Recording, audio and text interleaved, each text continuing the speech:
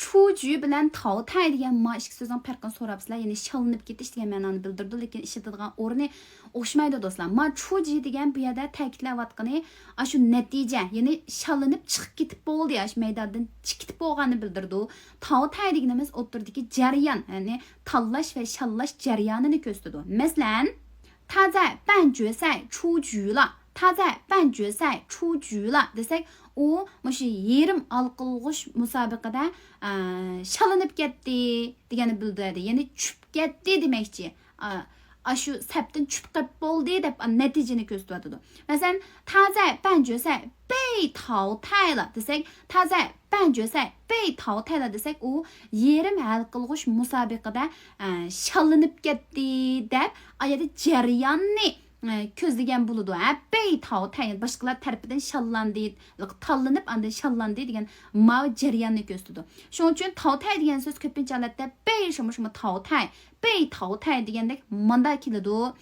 Falan tarafidan tanlanish yoki shallanish debchi. Chuju bo'lsa shay chujular. Shu palani sabitdan chiqdi, tushib qoldi deganni bildirdi. Yana bir lam jumla misol keltirib bersam, ham yaxshi bilalaysizlar.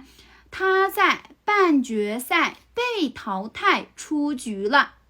他在半决赛被淘汰出局了。U yerim hal qilg'ish musobaqada shalinib andan sapdan tushib qoldi deganni bildiradi. Ya'ni 被淘汰ni avvalda jarayon tanlandi, ya'ni shallanish jarayonini ko'rsatdi. 被淘汰shalinib 出局了 shu musobaqadan chiqdi, tushib qoldi degan gap. Bugun oldinglarmi? Undan so'ng tavtay bilan chujuni ayirib ishlatib, jumlalarni tuzib avatib boqamsizlar. Piyonchi saqlayman.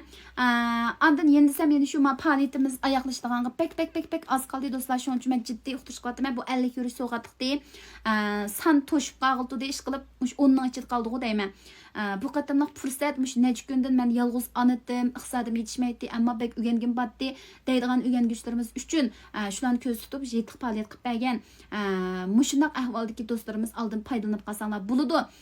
Bizning mushu darslarni e'tibor bahoda o'rlashtirganda sirat, yetaklashganda sirat bunda so'g'atli xotirlar bardi qulonlarga.